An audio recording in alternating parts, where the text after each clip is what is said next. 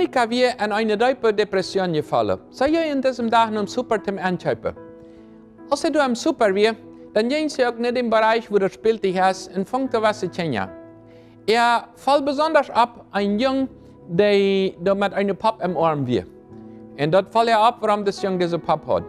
Und das Jung sagt zu einer erwachsenen Person, die mit diesem Jung wir, schreib doch bitte diese Pop.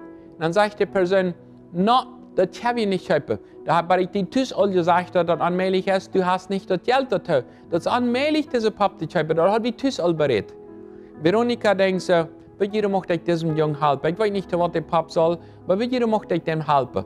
Und dann jetzt der Dichter und fängt an mit dem Jungen zu spazieren und für wem der Pop soll. Na, der soll für meine Schwester. Und ich habe meine Mama gesagt, die soll doch warten, bis ich erst in Haus komme, euer soll aufreisen det. Wenn's, die soll meine Schwester den noch geben.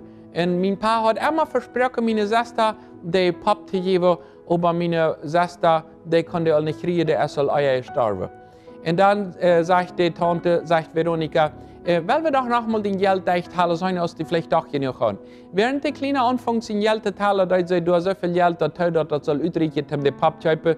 Und als die Kleine sein Geld hält, dann sagt er, wow, ich habe genug Geld. Und das trägt nicht bloß für meine Pop, sondern auch der Reise. Für die Reise hat ich nicht gebetet. Ich habe gebetet, um den Pop zu kaufen für meine Schwester. Aber für die Reise will ich mir nicht gebeten. Aber das wird übrig für den Pop und für die Reise. Für Veronika wieder zum Throne über dem Gesicht kommen.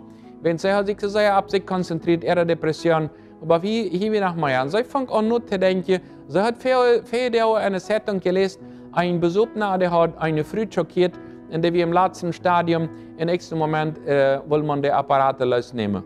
So, als sie dann bei der die Zeitung liest, denkt sie, ist das vielleicht einmal mit der selben Geschichte, und sie liest, dass der Frau gestorben ist, und sie geht zum Begräbnis, sie will checken, was passiert ist.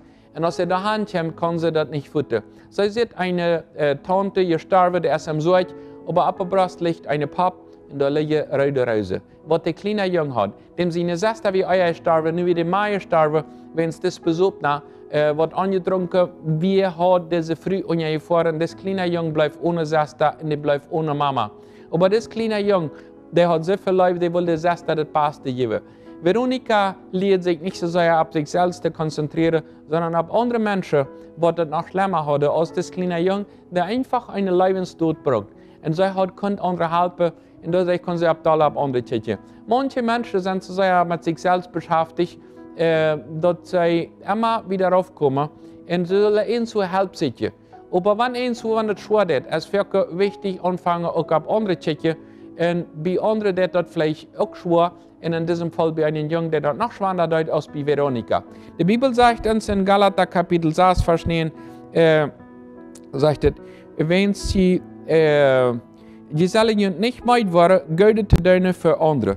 Und wird nicht möglich, wenn die für andere helfen und deswegen nicht abgeben, in dann einer Zeit, wo wir dort ernten, was wir gesagt haben.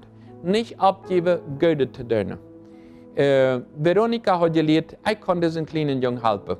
Im Leben sind Menschen, die uns Hilfe brauchen. So viele Menschen sind so konzentriert auf sich selbst verschuldet und würden viel früher leben, wenn ich einen anderen die Hand gebe, so ist Veronika das hier.